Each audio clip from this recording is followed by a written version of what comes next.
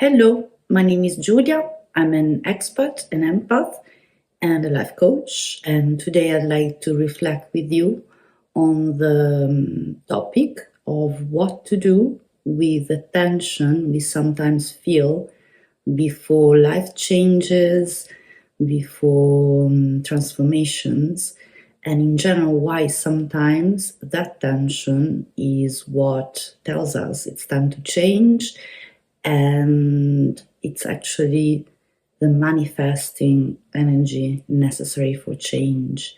I have relocated many times in my life, I've changed careers, I've had many challenging moments in my life. And I realized during those moments that without that tension, it wouldn't have been possible for me to change. It's like observing the tension inside a seed before it sprouts. In that moment, tension is all the seed knows. There is no knowledge of its future life as a plant. But without that tension, without that discomfort, it wouldn't happen. The plant wouldn't happen. The new life wouldn't happen. I heard a joke a while ago about two babies in the womb of their mother, one asking the other, "Do you think there's life after birth?" And the other baby says, "No, absolutely, that's not possible." The first baby insists, "But what if there is life after birth?"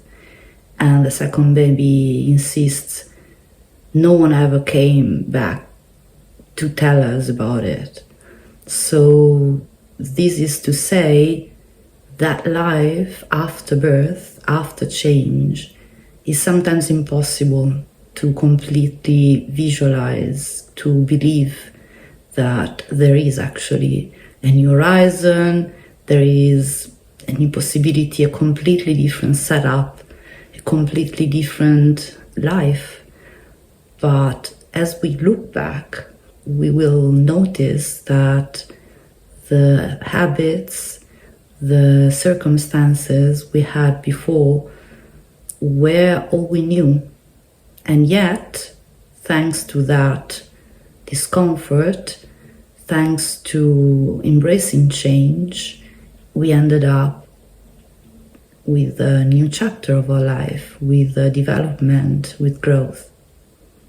So we can use this restlessness to create momentum, to harvest, as we mentioned in a previous video within permaculture principles, harvest the resource of tension and make the most out of it, and harvest it when it's there to get closer to our target, even if it's just getting started in preparatory work, even if it's about visualizing something that the current situation doesn't allow. So sometimes we need to manifest out of a situation, although it's always a bit mixed.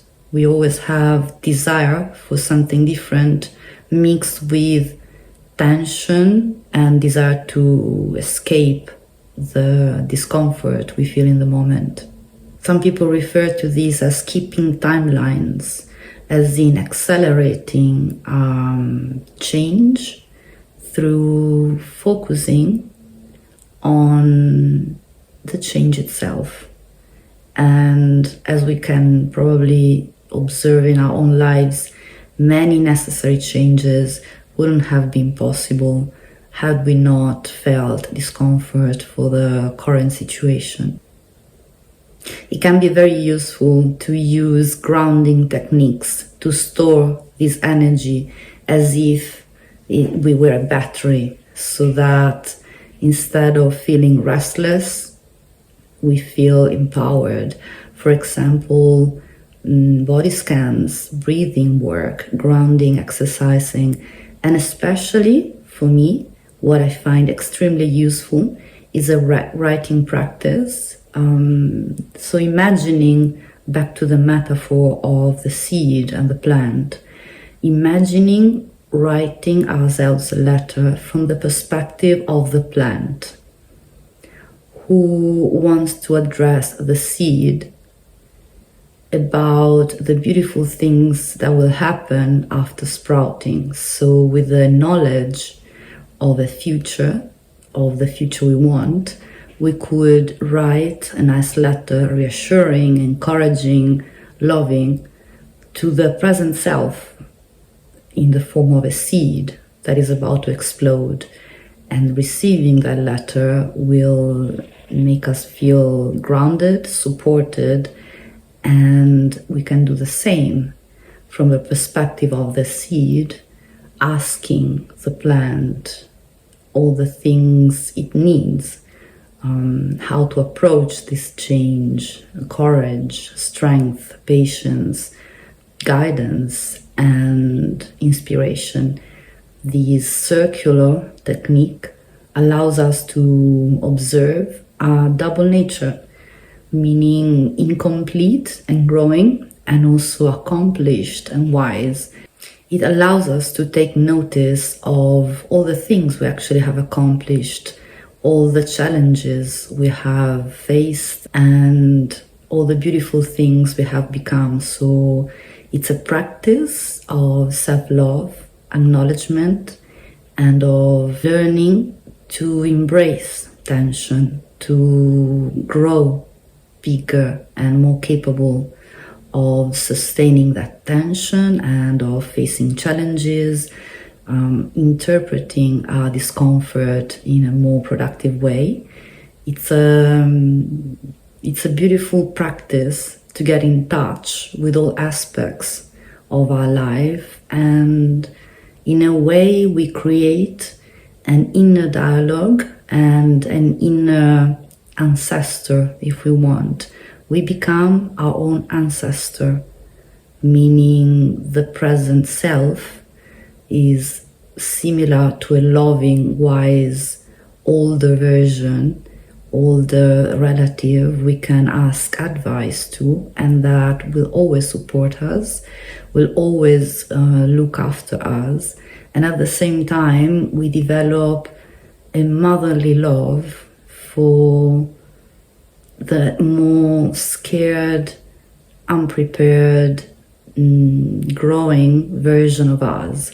So as we are both a plant and a seed, we can embrace this self-trust and this loving support back and forth. And definitely all of us in every moment of our lives can be observed and interpreted as both the plant of a previous seed and as the seed of future plants. Using our negative emotions to get to know ourselves better is actually an invaluable tool per se, because in the moment when our soul needs direction, inspiration, and a compass, we can rely on negative emotions to be able to see what doesn't fit us, what we prefer, what is aligned with our nature. And that definitely the moment when we need direction, we have to practice selection, meaning preferring something over something else. And without negative emotions, we wouldn't be able to choose. We would just drift along and just obey whatever we are told to do, which is not helpful in the moment when we are trying to create our own life. And this is valuable, of course, for experts, but for everyone else who is going through life changes and just generally life transformations that happen no matter what. And definitely without shade, there is no light. It's impossible to know ourselves deeply without acknowledging negative sensations. It's impossible to tune in into our intuition without actually listening to negative sensations. I would love to read this quote from Julia Cameron's book, The Artist's Way. stating the trick is to metabolize pain into energy. The key to doing that is to know, to trust, and to act as if a silver lining exists. If you're only willing to look at the world differently or to walk through a different door, one that you may have balked at. So, our creative act of changing, choosing, transforming needs the transmutation of discomfort into the new plant of our own life. And by doing that, by practicing that, we become very powerful creators and creatives. If you enjoyed this content, you might want to watch this video about how to transmute envy into inspiration. And if you'd like individual sessions with an intuitive approach to coaching, please book a spot through my website. I thank you very, very much for hearing me out, and I'll see you next Saturday. Ciao!